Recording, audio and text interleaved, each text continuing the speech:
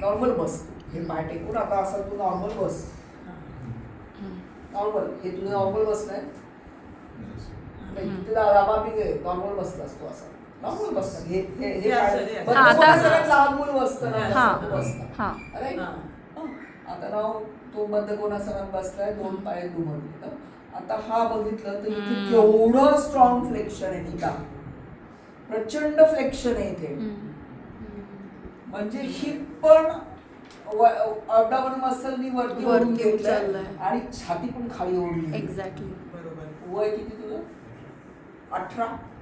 हा एज 18. 18 वय आणि इथे किती कॉम्प्रेशन आहे बघा.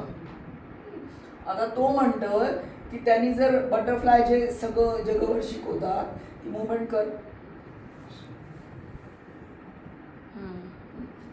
ना. पटपट पटपट पट सगळे बटरफ्लाय सारखी मुवमेंट करतात. आता ही मुवमेंट कुठून केली त्यांनी? हिप जॉईंट मधून केली. राईट. इथे केवढं कॉम्प्रेशन आहे.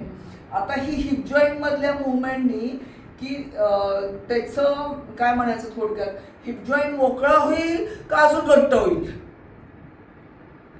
टेम्पररी त्याला वाटेल मोकळा झालेला, पण तो अजून कॉम्प्रेस करणार आहे.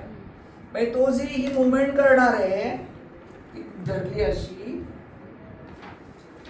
आता हा कितपत करेल माहित नाही. हा ही असा बसलाय तो आणि ही जी इथूनची मुवमेंट आहे त्याची ही मुवमेंट, ही रिपिटेशन मुवमेंट हिप जॉईंट मधली आहे.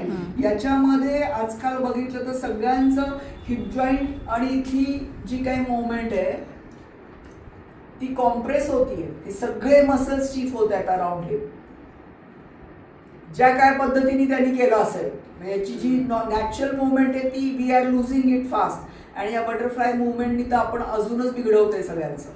आणि त्यामुळे आम्ही एक्सरे मध्ये बघितलं तर नी जॉईंट पेक्षा ही स्पेस कमी झालेली दिसते आणि सॅक्रम आणि पेल्विस याच्यामधले सॅक्रोलॅटिक जॉईंट जो आहे ना तिथे खूप मायनर मुवमेंट आहे, खूप इम्पॉर्टंट मुवमेंट आहे.